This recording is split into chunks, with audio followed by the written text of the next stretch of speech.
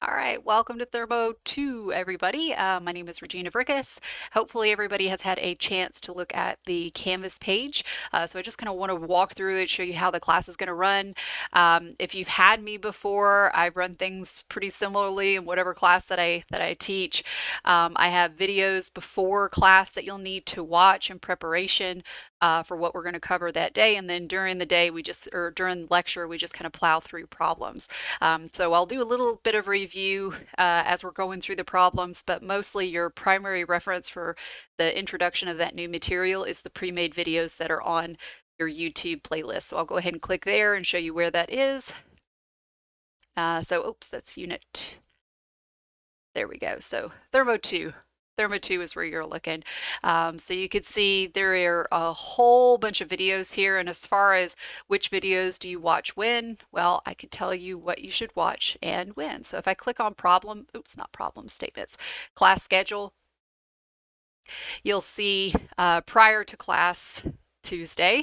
Prior to class, there's a list of videos that you should watch.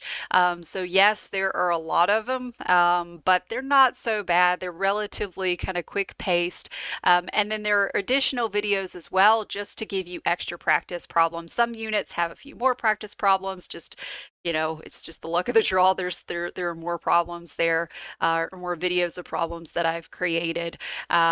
So yeah, but at minimum, you do need to watch the videos here that are required. Problem statements. When you come to class, the class is structured sort of in a flipped classroom way, right? So you watch the videos beforehand, have concepts introduced, and then when we come to class, we just plow through the problems. And the problem statements are on Canvas. There's 6 units. If I click on the first unit, you'll see you sort of got guided notes almost, and we will basically go through and we'll fill it all in, and your problem statements are on there. On the PDF, there are actually links to applicable videos. If you miss something from Thermo 1, you need a little review. There are sometimes some videos from Thermo 1 that I point to that might be good to review in case you need to do that, because I know a lot of us just kind of forget things as soon as we get out of a class. All right, so class schedule, we've got that. Equation sheets and tables. So this PDF, it's pretty big, so I don't suggest printing it out, but I probably would print out at least the formula sheet, and maybe some of the, you'll see for Unit 1, probably a good thing to print out might be table A20 and A22. I would suggest those would be good ones. There are also ones in English units. So there's a let's see, A20E and A22E. Those might be good just to have on hand when you come to class. That way you can look up properties, and you're really good, very quick, so that you're prepared for your test. Tests are going to be given online with a lockdown browser. So if you're familiar with that, great. If you're not, I'll talk about that in a hot second. But when you take it online, you will have access to this PDF. It'll be linked within the questions, so you don't need to print anything out. The only thing you need to have for a test is something to write with and a non-programmable calculator. There is no need to have a fancy calculator, just a simple, cheap calculator. Whatever is allowed on the FE exam is good with me. Okay, so let's go to assignments. You will see that you have lots of exams and they're all open. So if you can take them anytime. Of course, I don't suggest taking exam 1 until the end of this week, but it will be open until this coming Sunday. So basically, as soon as we finish the material, and we are only going to be coming into class and meeting Monday through Thursday, and then on Fridays, that's designated as test days. But you don't have to take your test on Friday. If you would like to, you can have all weekend, and you could take it up to Sunday night at 11:59. It will close. So if you haven't taken it, it'll just submit whatever you've got at that point, and let the chips fall where they may, right? So yeah, so Fridays, the day that we would normally be coming in to take a test, that's what that's designated for. So you will not need to come to campus on Fridays, just Monday through Thursday. There are practice tests as well. I don't give homework, especially in the summer, just because the grading burden and I'd rather the grader focus on trying to get your tests graded quickly rather than your homework graded quickly. But there are practice exams or practice tests, and these are structured exactly like you would expect a normal exam to be structured, except, of course, you do not have the lockdown browser. So if you haven't done the lockdown browser, like haven't tested with that, I'm going to actually move this down a little bit so they're together. There is an exam example that will require you to download that Respondus lockdown browser and make sure that everything is set up properly on your end. Now, the way that Respondus lockdown browser works, unfortunately, you cannot scan your work and upload it on the computer while you're taking your test, right? Because the lockdown browser will not allow you to access whatever I don't specifically give you permission to access. So the way that it will work, when you are finished with your test, you'll look up at the camera, you'll say, okay, I'm done. My phone, which I have previously placed on the floor, I'm going to get it. Here's my phone. I'm going to take a picture or take a scan of my work, and then you can upload it to Canvas under there'll be a submission place. So this is exam upload and submission, but of course with, if you could see that. Oh, I just realized you can't see that. So let's see. There we go. Right down here. Oops, I'm sorry. There we go. All right. Yeah, so there's exam example practice, there's exam upload and submission example. So these two are let me make sure everything's working, and I would suggest make sure everything's working before, well before Thursday or Friday, because if you're having issues, I can't really troubleshoot anything with you. That's kind of on you, and you can work with the IT at UNCC to figure things out. If you don't have the capability of taking this at your home or somewhere like that, there are also computers in the UNCC Adkins library that have that lockdown browser installed, and you could take it there as well. So yeah, when you scan your work, this right here is where you're going to scan it to. That's the example. And so I would suggest practice getting Adobe Scan, put Adobe Scan or some sort of scanner app on your phone, scan your work as a PDF, and then upload it to the exam upload submission example. Make sure it works okay, because when you take exam 1, it'll be structured similarly, right? This guy right here, the one that says requires Respondus lockdown browser plus webcam, that's where the questions are going to be given to you. Oh, and yeah, that's where the questions are going to be given to you. There'll be 5 multiple choice, there'll be 2 work it out problems, and you'll need to scan in your work along with it. So yeah, there you go. So actually, and what I'm going to do now is I'm going to pull up, actually it probably won't let me do it, but I would suggest walking through this little thing and seeing what it looks like. As I mentioned, 5 multiple choice questions, 2 work it out problems. That's 2 work it out problems will have a text box underneath it within the lockdown browser. And what I want you to put in there is just the final answer. And that way I know that, let's say that you were having trouble with the scanner app and there was some time delay between you getting your scan to me and when you hit submit on that lockdown exam requires Respondus lockdown browser plus webcam assignment as soon as you submit, right? If there's a big gap between that time and the time that you get that scan to me, I don't really know if anything's changed, right? Because the camera went off.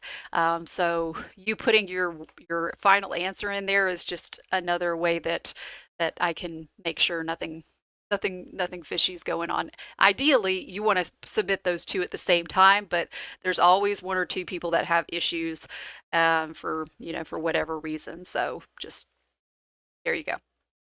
All right. So if you have questions about it, hopefully walking through that process, when you walk through the process of taking this exam example and then practicing uploading a PDF, hopefully that will clear things up. If it doesn't, then come to me and you can ask me specific questions on that.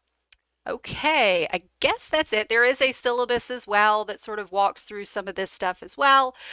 You will notice that I do not have a final exam, and that's because with 6 units, and that's the way that I do have this class structured. It's divided into 6 units, and this is 5 weeks, and so I could sort of finagle that in a normal spring fall semester, but in the summer it's kind of becomes cumbersome. So the way that last 5th week will go, we'll cover exam 5 material, but we'll probably finish that a little bit early, and we'll start exam 6 material probably on that Wednesday or maybe Thursday.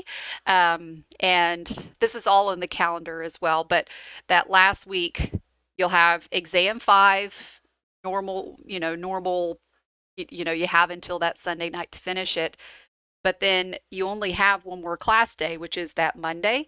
And so I will have your exam 6, which covers unit 6, to be open until that Wednesday, which is normally when you would take your final exam.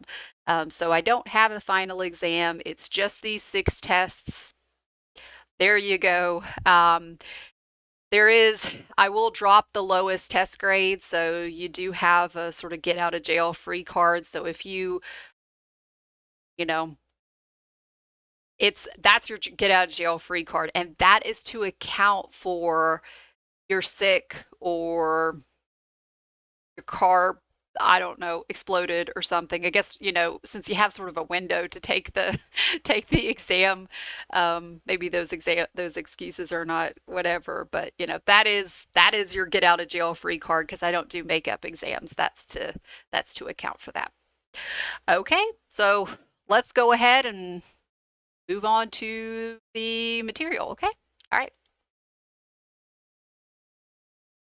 Okay, so let's go ahead and move on to ideal cycles. So ideal cycles, there are several ideal cycle assumptions, primarily. Number 1, oh, and by the way, what is a cycle? Well, a cycle is a set of processes in which the initial state and the final state are the same. And when you took Thermo 1, you talked about specific types of power cycles, like categories. You talked about power cycles and refrigeration cycles, or air conditioning or heat pump cycles. And so this first section, Unit 1, is going to be all about power cycles, and more specifically gas power cycles being the working fluid stays in a gas phase. When we move on to Unit 2, we'll talk about vapor power cycles, in which that working fluid goes between a liquid and a gas, and so we have to worry about phase changes as well. So maybe just a little bit of a review on power cycles. So the power cycle in Thermo 1, we treated those power cycles as sort of black boxes. So here's my black box. Here's my working fluid that's, operating in a power cycle. And we've got a high temperature reservoir at some TH. And the way the power cycle works is it takes energy in the form of heat at some rate we'll call Q dot H. And it transform some of that into usable work or usable power. So I'll do a W dot out. So that's a W dot out. By the way, I've called this Q dot H, but it could also be it's Q dot N, because he's into the cycle. And there is going to be some amount of waste heat. That was our Kelvin Planck statement that said there has to be some amount of waste heat. Can't just convert all of that heat energy from the high temperature reservoir into usable work. Some of it be waste heat. So this is Q dot L because it's being transferred to a low temperature reservoir, right? The atmosphere or a body of water, something like that. But you could also call this Q dot out because he's going out of the cycle. And at some point, probably, you're also going to have some processes that are going to require work. So that'll be my W dot M. And you also defined, so really, once again, it's a very quick review of Thermo 1, but you could also define your thermal efficiency, which is your performance parameter for that power cycle, and it's your W, it's actually W net out, which is, or you could put it as W dot, but it's any work out minus any work in over Q dot N or QN. You could also put this in terms of 1 minus Q dot N over Q dot out. Actually, I'm sorry. See, I've got those mixed up. Boop. That's a Q dot out over dot N. And the reason that you can do that is because of your first law applied to a power or applied to a cycle. So if you need a little review on that, I would suggest these two videos, and this is from Thermo 1, so that would be a good thing to sort of review just to sort of get your feet wet again. All right, so now that we've sort of like reviewed a little bit of power cycles, let's sort of just go back to cycles in general. Again, a cycle is a process or a series of processes in which the initial and the final state are the same, right? You ended up where you started off. So these assumptions that we're going to talk about, they could be made for power cycles or refrigeration cycles, just any cycle. So ideal cycle assumption number 1 is that all processes are reversible.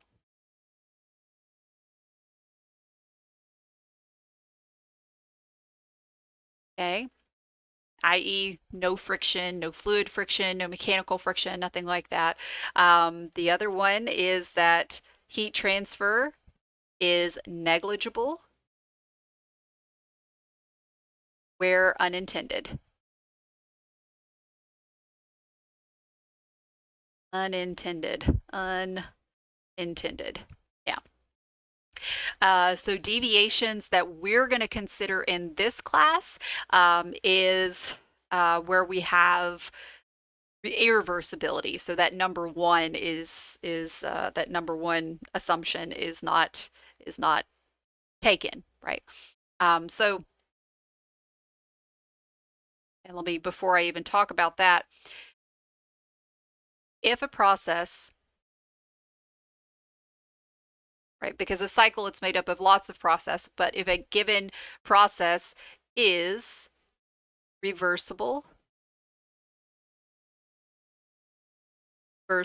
so that's the number 1, and number 2, if there's no heat transfer, and the special word that we use for a process with no heat transfer is adiabatic. So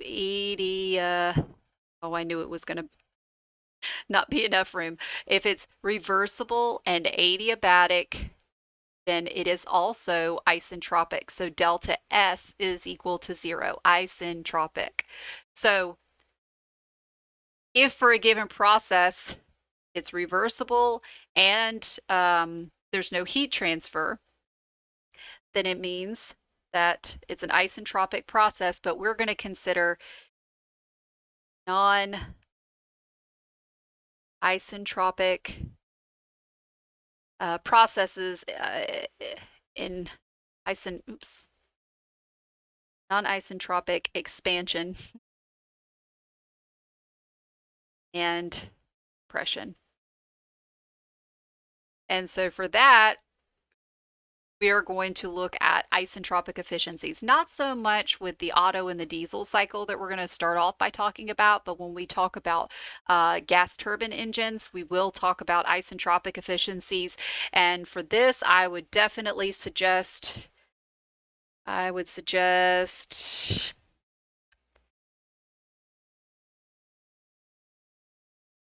this guy right here. So there's a video on isentropic efficiencies if you need a little review. These guys, the isentropic relationships for ideal gases will be good if you If you are making ideal cycle assumptions and you're not considering deviation from that ideal cycle behavior, you can use those isentropic relationships for ideal gases. Okay, this will make a lot more sense when we start plowing through problems, I think. All right, so those ideal cycle assumptions are for any cycle, any power cycle, whether it's gas or vapor, but we're going to start off by talking about power cycles, gas power cycles. And the working fluid that we're going to use or that we're going to model is air. So that's an assumption in itself. Your working fluid is air.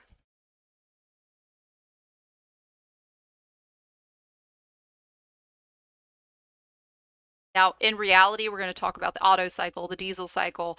In reality, you have other things in there too. You have fuel, but keep it simple. We're going to model that our working fluid is air, and because that's the majority of what you have anyway, but that's going to be our very simplified model. So our working fluid is air. It behaves as an ideal gas.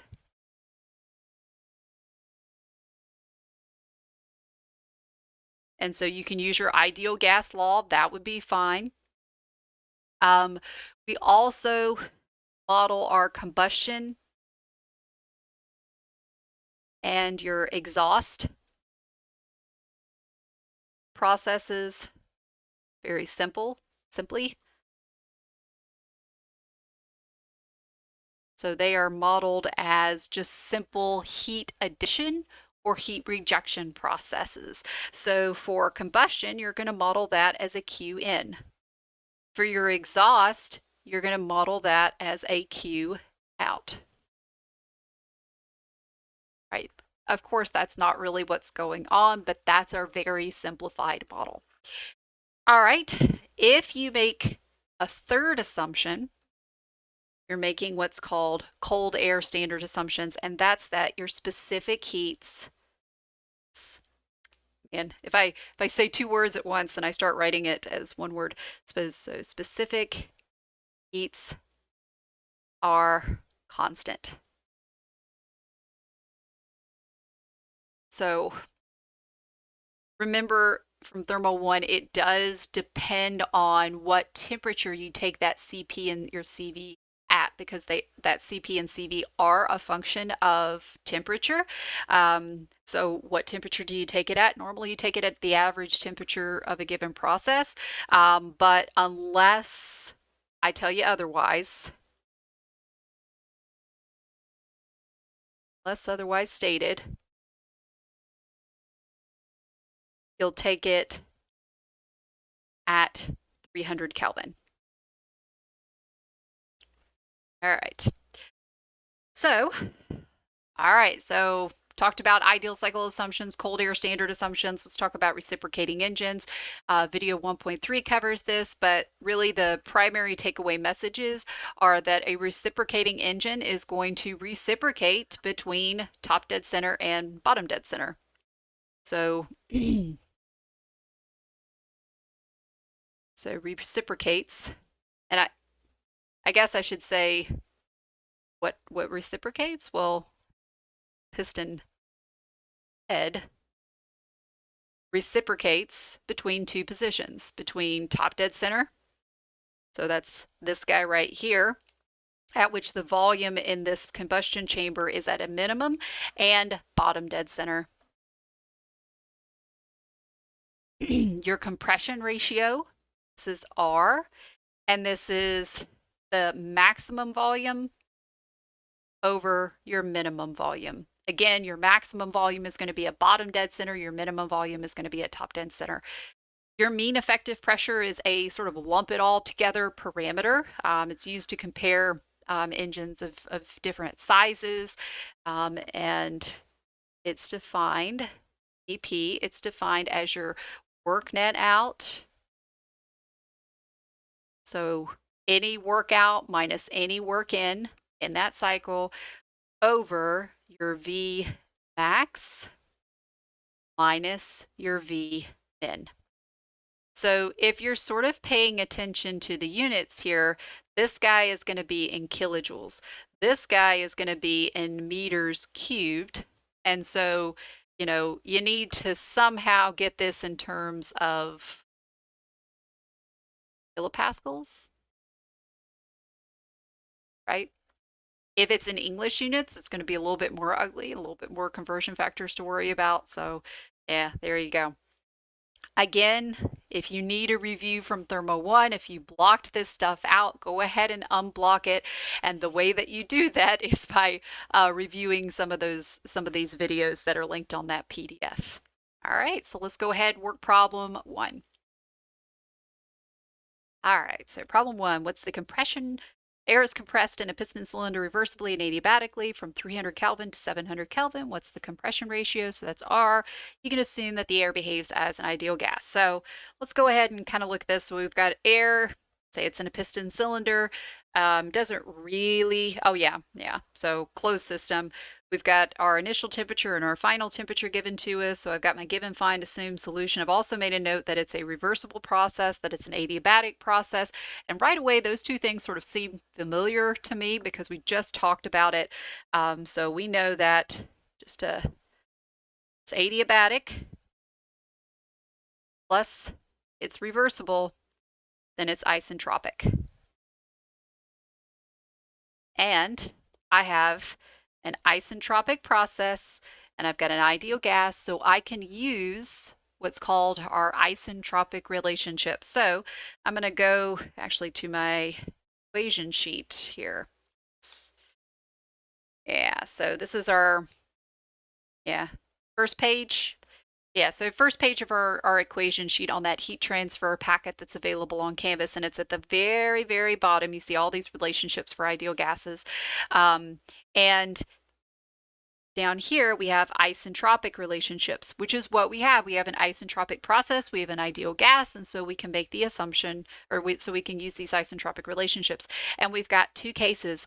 One is if those specific heats, if we're going to assume that they are constant, and if we do not assume specific heats are constant. So let's go ahead and let's solve it, you know, not assuming specific heats are constant, and then we'll kind of go back and see if that might have been an okay assumption to make from the get-go. So not assuming specific heats are constant. So that means I've got these two equations down here that I could use, one in terms of pressure ratios, one in terms of volume ratios or specific volume ratios.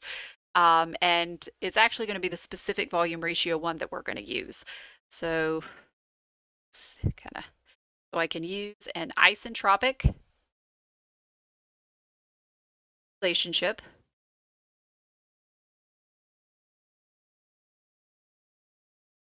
and assume no specific heats are constant. Okay. Right, so you got a CP and a CV, both are properties. CP is specific heat measured where your pressure is constant. CV is where volume is constant. It doesn't have anything to do with the process you're analyzing. It has to do with how that property was originally measured in the first place. All you need to do is be able to look up the CP and the CV values. All right, so we're going to use our isentropic relationship. I mentioned that probably this one is going to be more useful to us. So this is right off your equation sheet, and then you've got these VR2 and VR1 values. So these are our relative specific volumes, and these are properties that we can get from our ideal air table. So this is A22 in your tables. There they are. So A22, and I've actually already highlighted some stuff here. So actually I might want to, let's do it in pink so it shows up just a little bit more. There we go. So there it is at 300, and there it is at, oops, is at 700. All right. So you can see you've got a VR value. So here's my VR value at 300. Here's my VR value at 700. So why does this help me with the compression ratio? So let's kind of go back over here. So that's our isentropic relationship. And then I also know that my compression ratio, R, it's defined as the maximum volume over the minimum volume. So we've got, what do we have? We have a compression process. So the initial, right, it's initially big, then you compress it. So V max is going to be our V1, and this is going to be my V2. And it's in a piston cylinder, so the mass is constant. And so, right, closed system, sealed system, mass is constant, same at state 1 as it is at state 2. So I could divide the top and the bottom of this by mass, and I just get things in terms of specific volume. And that looks very much, oops, so sorry, I switched to those. That looks very much like what I've got right above. It's just flipped, right?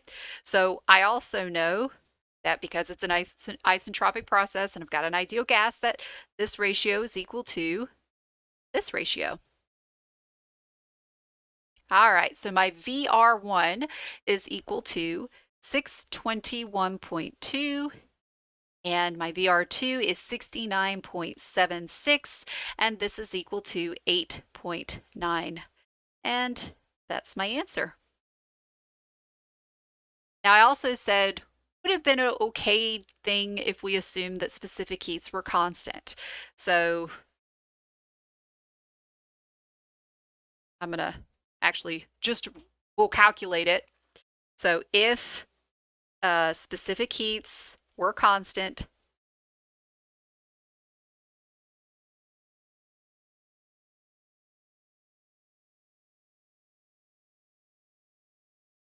and I'll go ahead. I know before I said, well, unless otherwise specified, go ahead and take it at 300. Well, we have the, with cycles, sometimes it's not as obvious what temperature you might take it at, because you may have 4 processes, 6 processes, 8 processes, which, what average are we averaging all the temperatures together? Maybe so, maybe that would be a good idea. But when you've got a process and the initial and the final temperature, it's pretty easy to take the average of those. So we've got an initial temperature of 300 Kelvin, a final temperature of 700 Kelvin, so the average temperature would be 500. So taken at the average temperature, which is 500 Kelvin. Great. All right, so how would that change what we did right here? Right? We defined what this guy is, right? Define that compression ratio in terms of specific heats, but because it was an isentropic process and we had an ideal gas, we applied an isentropic relationship, which is the thing that I have highlighted in pink there. But that was if we don't assume specific heats are constant. We also have isentropic relationships for if we do assume specific heats are constant. So let's go look at those. So I'm going to go back to my equation sheet. So this is page 3 of that PDF. So let's say we do assume specific heats are constant. And so I might look at this guy right here. Yeah, you've got 3 that you can use. That second one looks like he's probably the most useful. So my isentropic relationship that I'm going to use, it's T2 over T1 is equal to, these are flipped, V1 over V2 to the K minus 1. I believe that was it. Yeah, K minus 1. So you can, could say, well, this V1 over V2 would just be T2 over T1 to the 1 over K minus 1. Okay, and so then I get, kind of highlight that because that's the other isentropic relationship, but this R now ends up being something. I don't know. I actually don't have it, but I'll warrant that you get something very, very close to 8.9. So was that a good idea?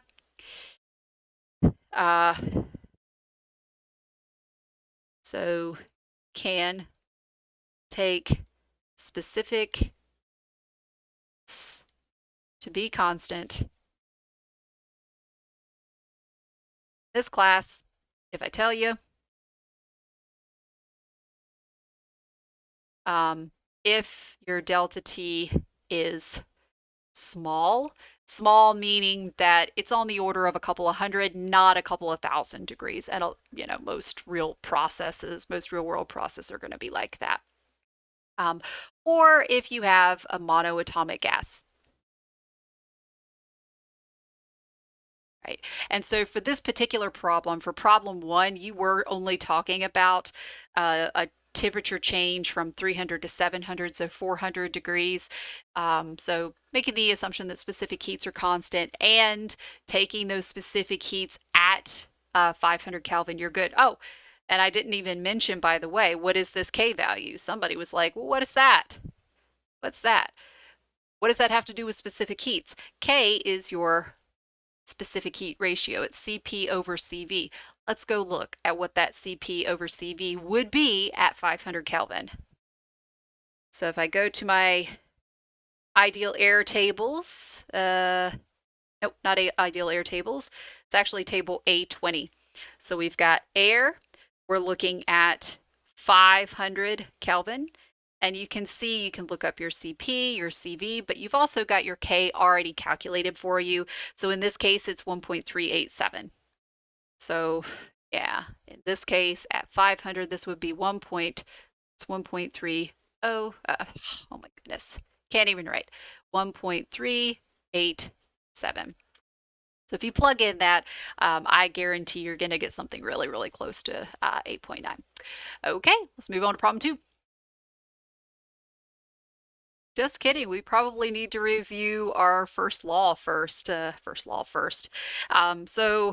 we're going to be starting out just talking about closed systems. That's what we're going to do for Otto cycles and diesel cycles. But then when we talk about Brayton cycles, we'll move on to open systems. So we need to review both right now.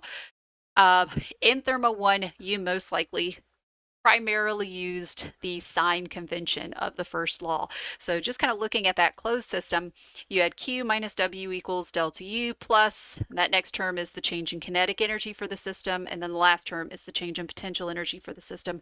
Typically, those last two got ignored, and with our cycles, we will ignore those last terms.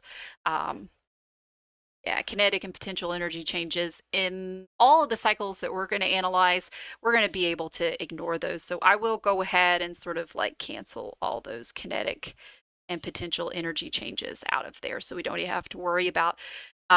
So looking at closed systems, we've got Q minus W equals delta U.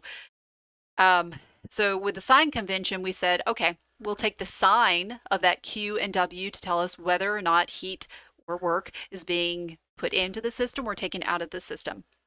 So with sign convention, if your Q term was a positive term, then you knew that the heat transfer was going into the system. If it were a negative term, then it was going out of the system. It was the opposite for work, right? If the work term is a positive number, it means that work is being done on the system. You're putting work into, I'm sorry.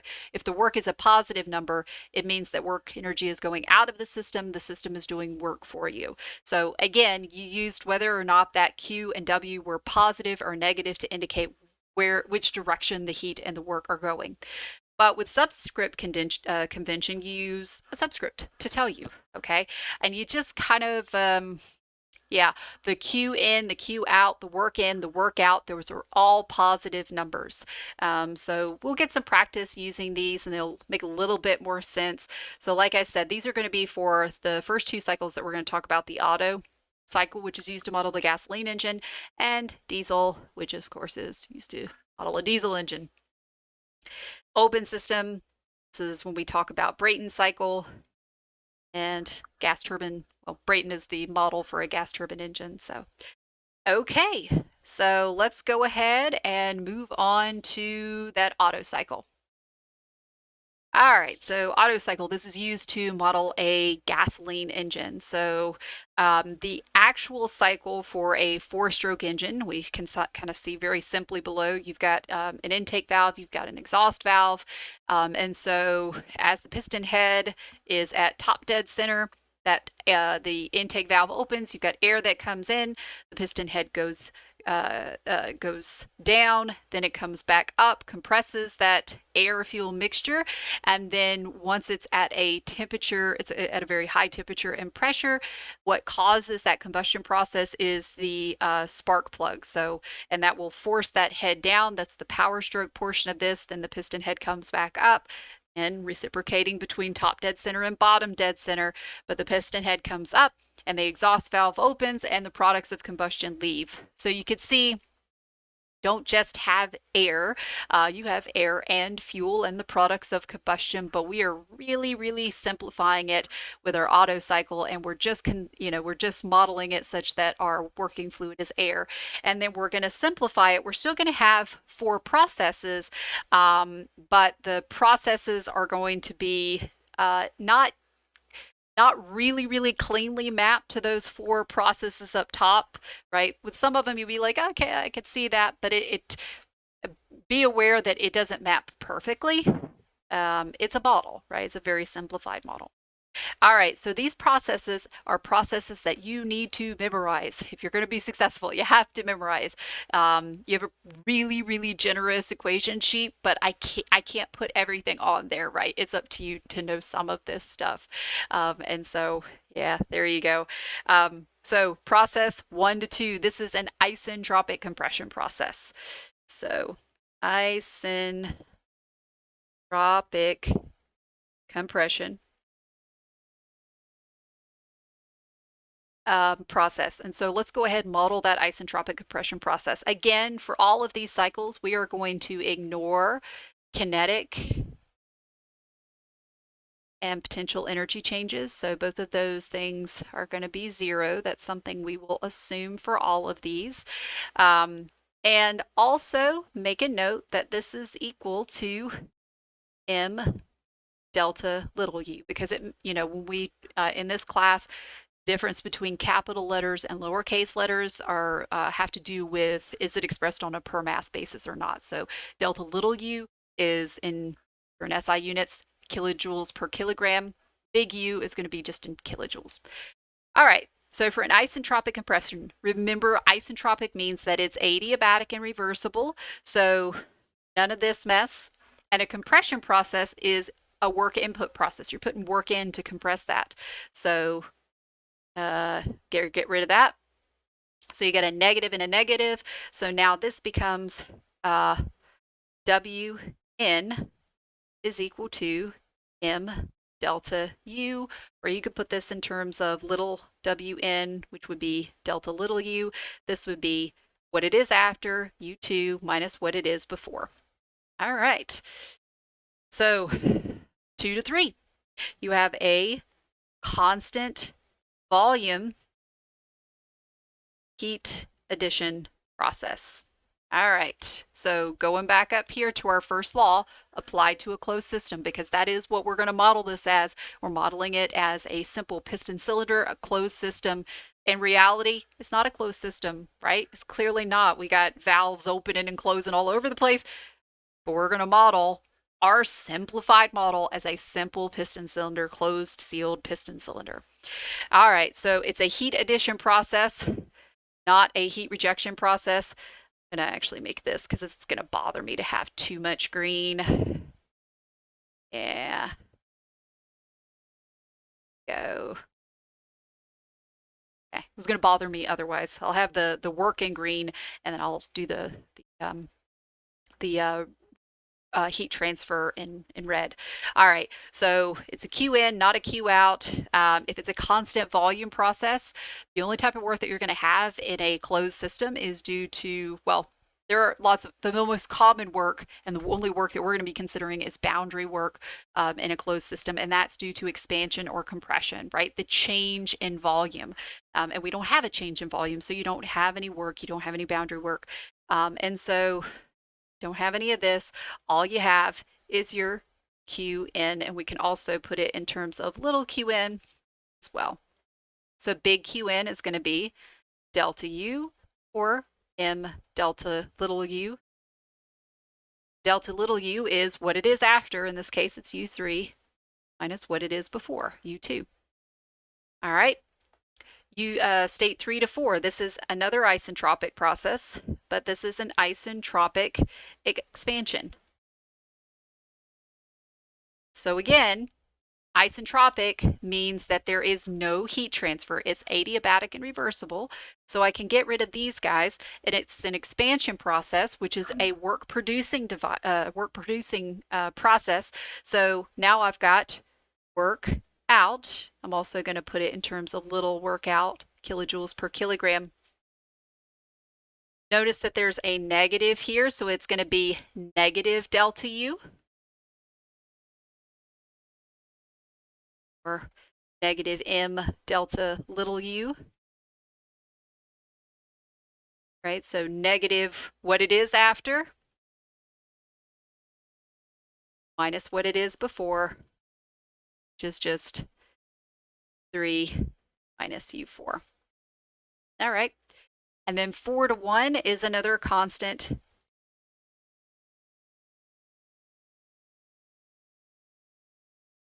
volume process, but it's a constant volume heat rejection process. This is where you're modeling that exhaust process. 2 to 3 is where you're modeling the combustion process. So for this guy, go back to your first law, cross things out, right? It's a Q out, not a Q in, and it's a constant volume process, so you do not have any work, no boundary work, no work. And so I've got a Q out. Okay, so my Q out is going to be M delta, actually it's going to be negative, isn't it? There's a negative there. So this is negative delta big U, negative M delta big U, negative little delta U, which is, and I'm sorry, there should be a lowercase u there. So when I got a little tail there, let me make that look a bit better. Yeah, that's my lowercase u. All right, so it's going to be what it is after, which is U1, minus what it is before, U4, right? Notice it went back to 1, right? Because it's a cycle. Where you started is where you end up. The initial and the final state are exactly the same. All right, so then this becomes U4 minus U1. And you could do, let's say if we said we had constant specific heats,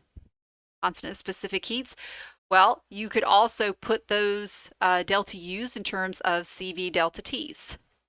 So work in is going to be, instead of U2 minus U1, it's going to be CV T2 minus T1. QN is going to be CV times T3 minus T2. Work out from 3 to 4 is going to be CV times T3 minus T4. And then Q out from 4 to 1 is going to be CV times T1 minus T4. All right, and there are a couple of other practice problems for the Otto cycle down at the bottom there on that YouTube playlist. But again, we're going to go over problem 2 right now, and there you go. All right, so problem 2, an ideal Otto cycle has a compression ratio of 10. Temperature and pressure at the beginning of compression is 17 degrees Celsius and 100 kilopascals. So you could see under given, I've already sort of written that, and I identified it as state 1 because I am go ahead and I'm specifying the same process, the same state numbers as what we just covered in the previous little section. So 1 to 2, we've got an isentropic compression. So at the beginning of compression, that would be state 1. Again, on a testing environment, you would be required to memorize all 4 of those processes. So do be aware on a test, all you would be given is really just what's written in blue. So be aware that you need to be able to translate that into what's given here. Compression ratio, that's V1 over V2.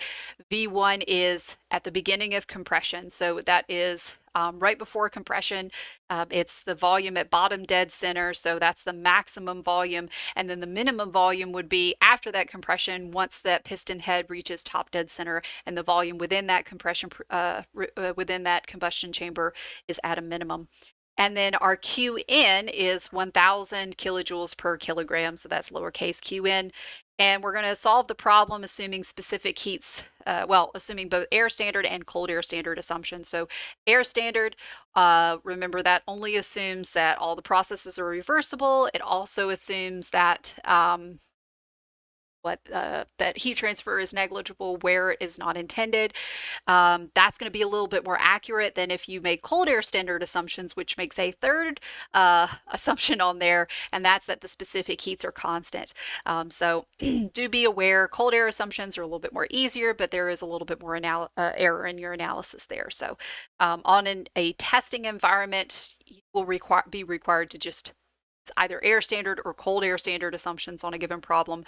I won't have you do both.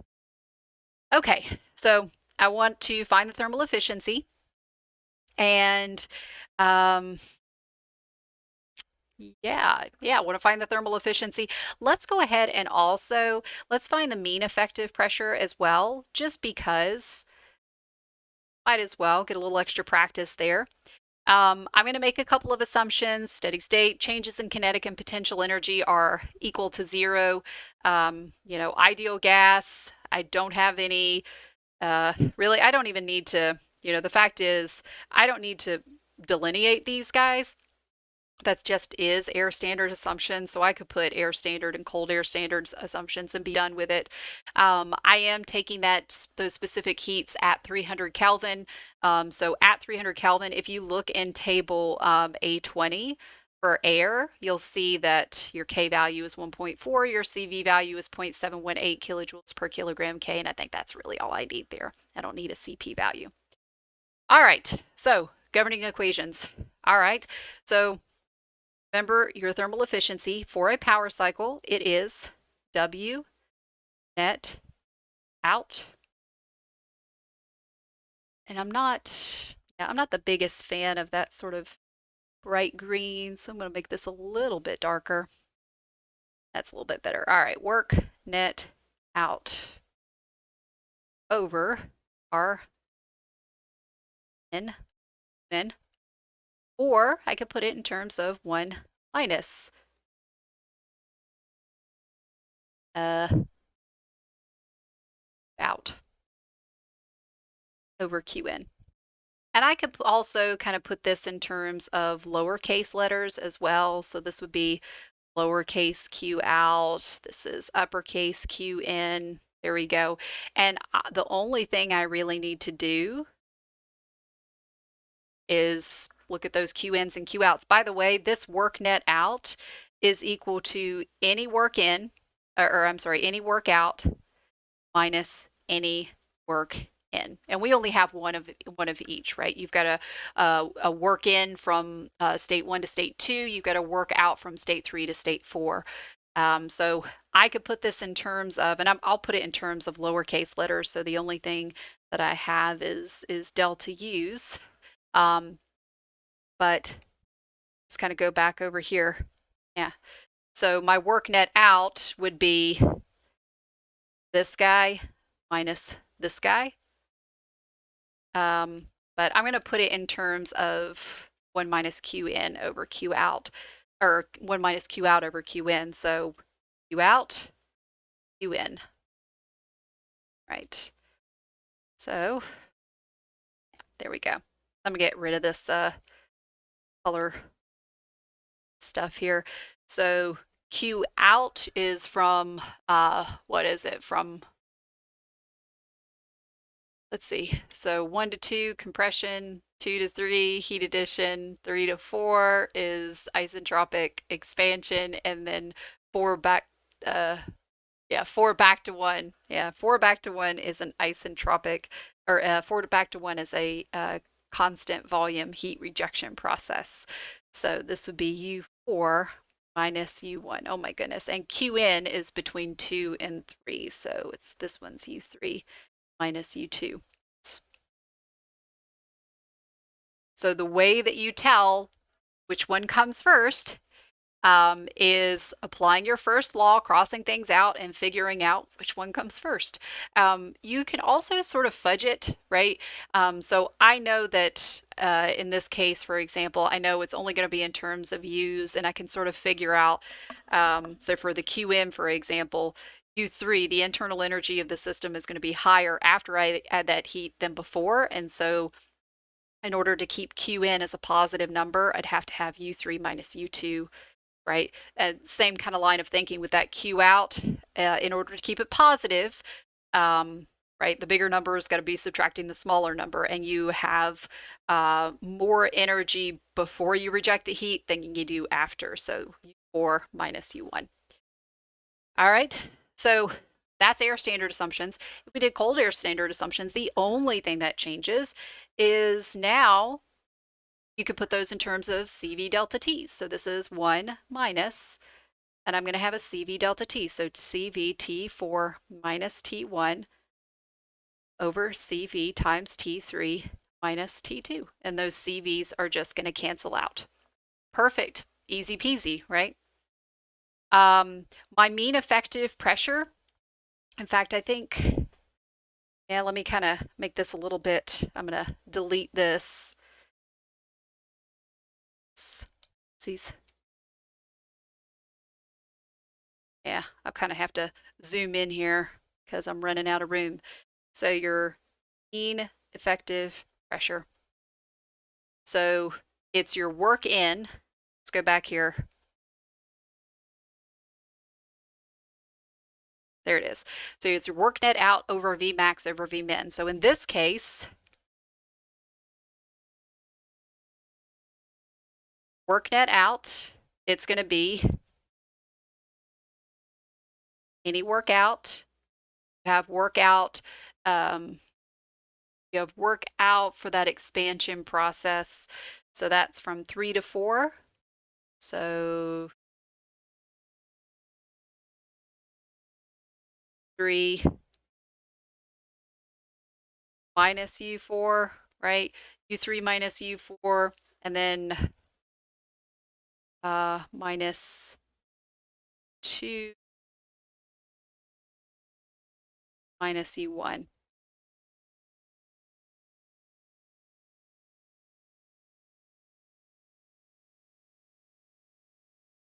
Yep. So that's our work net out. And then the, I'm going to, instead of putting it, this, by the way, this is in terms of little work net out. So instead of having terms of volume on the bottom, I really need specific volume. So it's going to be the maximum volume, which is at state 1, minus the minimum volume, which is at state 2. And you could also put this in terms, let's see, U3 minus U4 minus U2 U1. You could also put this in terms of, this is 1 minus V2 over V1, and I'm going to actually erase that V2 over V1 in a second because that V2 over V1 is just 1 over the compression ratio. And then I can also replace this V1 with our ideal gas law. That's just R T1 over P1. Okay. So that's our mean effective pressure, sort of shoehorned in there, and I do apologize, but I thought it might be a nice idea to plug that in there as well. So yeah, so there's one governing equation. Here's our other governing equation. So on a test, the way that I handle this is I'll give you credit for the governing equation, and then I'll give you credit for whatever values that you have to calculate to put into that governing equation. So be really, I would make sure before you do anything else, write down your governing equations and then start solving for properties. All right, that mean effective pressure, if you make cold air standard assumptions, the only thing that's really changing, nothing is changing on the denominator.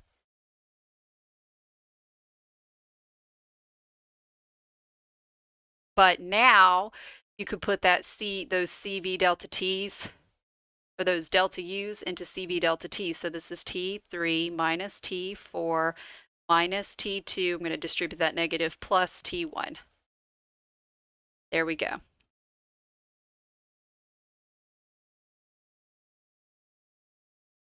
So there's our 4 governing equations. Perfect. And so now I need to go through and figure out all of my states. And so I'm going to do that right now. All right, so state one, I went ahead and I sort of like put little places for little placeholders for things. So for T1, I've got 17 degrees, 100 kilopascals. I'm going to go ahead and put that 17 degrees Celsius in terms of Kelvin, right? Because I do need, if you're going to plug anything into like an isentropic relationship or anything like that, you need to put in absolute temperature units. All right, so I'm good there. Let's go ahead and pull out the properties that I might need. Notice that really the only things that I'm going to need, I'll need over here, I'm going to need to plug in, actually let's highlight it like that. So that's one value. Actually, I like the other one better. I'm going to need this, right? I'm going to need all the temperatures for the cold air standard assumptions. That's kind of it, right? That's the only thing I'm going to need. But on the left-hand side where I make air standard assumptions, I'm going to need some U values. So let's go ahead and go to my ideal air tables. There we go. So, all right, so at 290, all right, I've got a U value of 206.91. I've also got a VR value, so I'm going to go ahead and pull those off of that 822. So 206.91. And that's going to be in kilojoules per kilogram. And then my VR value, I'm going to go ahead and pull that off because I think I probably do need it. This is 676.1. Perfect. So the only thing that I need for that governing equation to find that thermal efficiency and the mean effective pressure, I do need U1. And that's kind of it. The reason I pulled off that VR1 was because I needed to prepare myself to solve for state 2. So let's move on to state 2. So from 1 to 2, you have this isentropic compression process. And so I can apply an isentropic relationship. Now with the air standard assumptions, I'm going to use the isentropic relationship that does not require me assuming specific heats are constant. So go into my equation sheet over here. That would be this one right here. So let's go ahead and do that. All right, so I know VR2 over VR1 is equal to V2 over V1, which happens to be 1 over R, right? 1 over my compression ratio, which is 1 over 10, right? 1 over R would be 1 over 10. And so right away, I can see that my VR2 is going to be, actually, VR,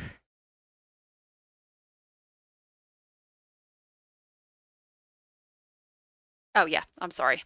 It's like getting things switched up in my head. 1 over 10 times VR1, which would be 67.61. Okay, so that doesn't quite help me with my thermal efficiency equation or my mean effective pressure, but what it will allow me to do is get the U value. So I need to get the corresponding U value to that VR value that I just calculated there. So 67.61. So let's go to our equation sheet. Let's go to our ideal air tables. There we go. All right, so kind of all the way over here. So 60, what was it? 67.61. So it's going to be between these guys. And that means I'm just going to kind of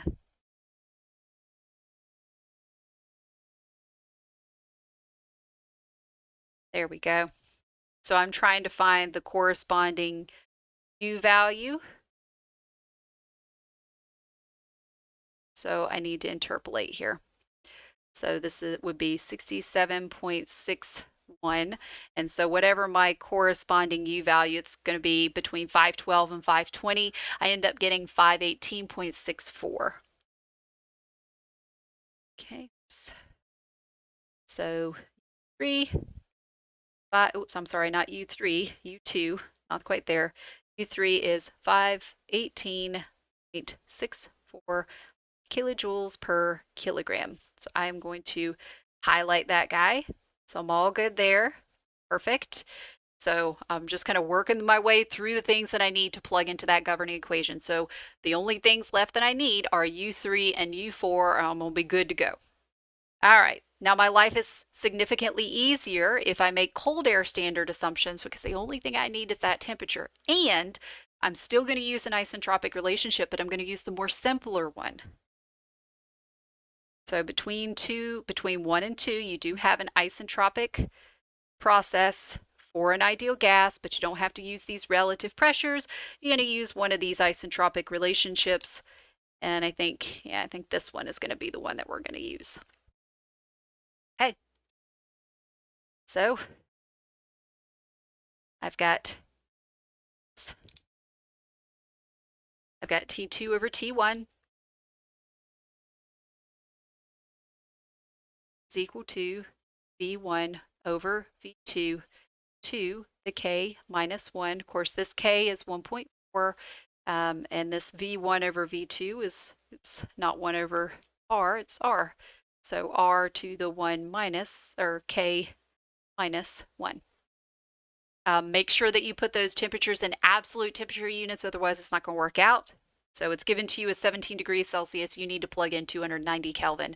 And I end up getting, this is 728.45 Kelvin. So again, looking at your equation or your governing equations right up there for thermal efficiency and mean effective pressure on the right-hand side, the only thing you need is temperature. So we're all good. So we need 2 more states to solve for, and then we'll have everything we need for the thermal efficiency and mean effective pressure using both sets of assumptions. All right. Now you're looking at state 3. Now state 2 to 3 is a constant volume heat addition process. It is not an isentropic process. So you cannot use an isentropic relationship. You can always use your ideal gas law, and you can also use your first law. And so it's the first law that I think that we're going to use here. So my first law tells me that our Qn is equal to, and this is the exact same thing, by the way, this is the exact same thing that we did over here on the previous page. So your Qn is U3 minus U2. Okay. And this was this nice case where we were actually given what the Qn is, right? This is equal to, it's given to us as 1,000 kilojoules per kilogram. And so I can tell what my U3 is. So my U3 value is 1518.64 kilojoules per kilogram. Of course, that's all I need to plug into those equations up there. And so now I just need U4. Now in preparation of getting U4, I am going to go ahead and pull off the VR value. And when we get to state 4, it's going to be obvious why. But that VR4, it's going to be the relative pressure at, I'm sorry, VR3. That VR3 is going to be the relative pressure at U3 of 1518.64. So let's go ahead and pull that off. Again, this is going to be an interpolation thing in table A22. So let's go ahead and do it. All right. So 1518. So I am now looking, I'm looking at this column right there, and I am kind of scanning all the way down for 1519. Yeah, so got to scan down the next one. So it looks like, yeah, going to be in this column right here. So 1519, or 15, I'm sorry, 1518 was it? Yeah, 1518.644 So that looks like he's going to be right between there. So I'm going to interpolate between these two, and then I'm going to get the corresponding temperature because, or I'm sorry, I'm going to get the corresponding, I was like, what am I getting? I'm going to get the corresponding R value. So when I interpolate at 1518.64, I end up getting a VR value of 3.718. All right. So 3.718. Perfect. And that's just a preparation for me to get state 4. All right, moving to the right. If we made cold air standard assumptions, again, our life, it's a little simpler, and we still cannot apply an isentropic relationship because, again, from 2 to 3, we do not have an isentropic process, but you can always apply either your ideal gas law, if that's going to help you, or your first law, and in this case, it's the first law that helps me. So, yes, your QN is still 1,000 kilojoules per kilogram, and it's still U3 minus U2, but if we make this assumption that specific heats are constant, that delta U becomes CV delta T, T3 minus T2, CV times T3 minus T2. Your CV, it's given up above in your equation, or above in your assumptions there, but this is, again, if you forget those CV values and CP values at 300 Kelvin, they're right here in table A20. All right, so 0.718 is your CV value. And so you've got T2, just need to solve for T3. So my T3 ends up getting to be 21.21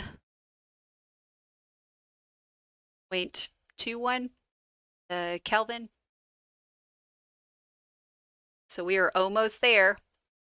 Need to find T4, and then we'll be ready to plug in T1, T2, T3, T4 into that thermal efficiency and mean effective pressure governing equation on the right-hand side for cold air standard assumptions.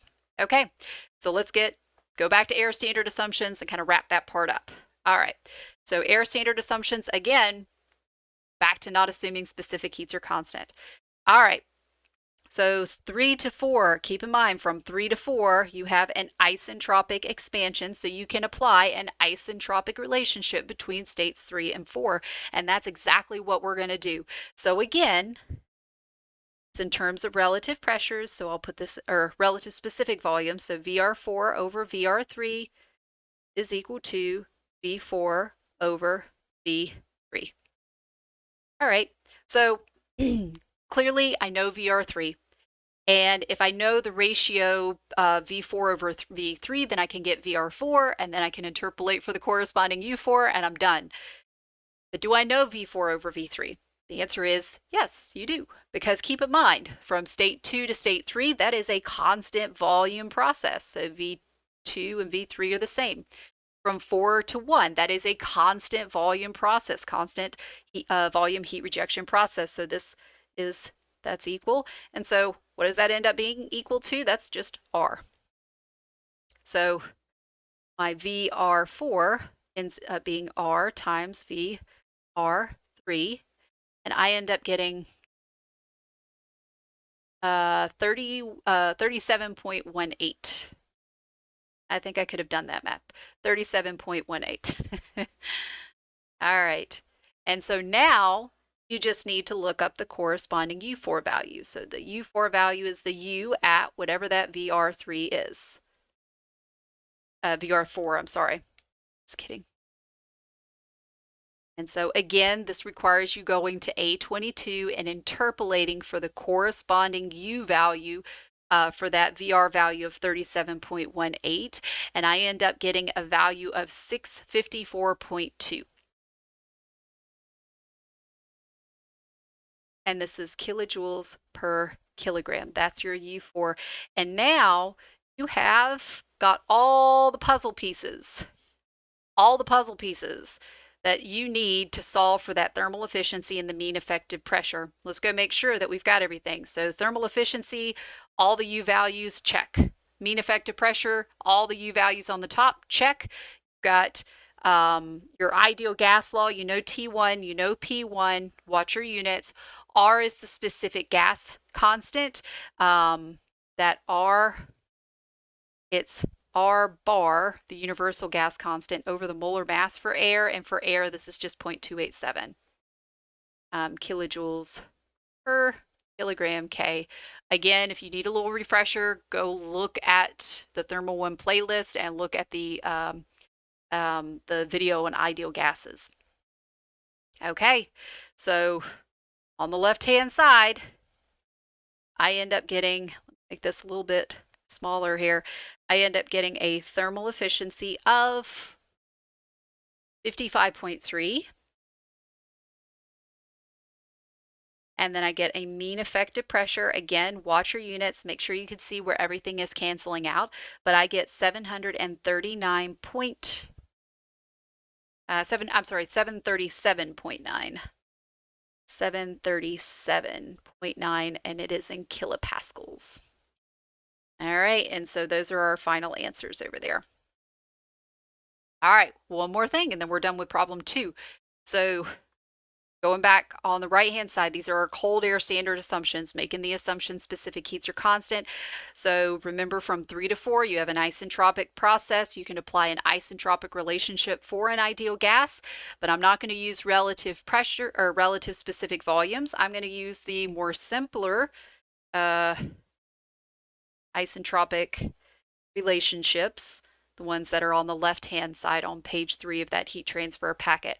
So obviously, they're in terms of state 1 and 2, but go ahead and put that as 3 and 4. Yeah, so this is going to be T4 over T3 is equal to V3 over 4 to the K minus 1. And we already saw that V3 over V4 is equal to V2 over V1, which is just 1 over your compression ratio, right? And so again, making sure that your temperatures are in absolute temperature units. So if it's in SI units, put it in Kelvin. If it's in English units, put it in degrees Rankine. Your T4 ends up being 844.5. Okay. And now you have all the pieces of the puzzle ready to plug it into those 2 governing equations up on the upper right-hand side. And so for this guy, I end up get a thermal efficiency. Thermal efficiency of 60.2%, calculating it this way, and a mean effective pressure of 803.5 kilopascals calculated. It's in cold air standard assumptions. Obviously, the one on the right is going to be more accurate than the one on the the one on the left is going to be more accurate than the one on the right, right? The one that's more annoying to use is going to be the more accurate one, but you should be familiar with both. Okay. All right, so I guess we are done with problem 2, and I think the next thing we're going to talk about is diesel cycles.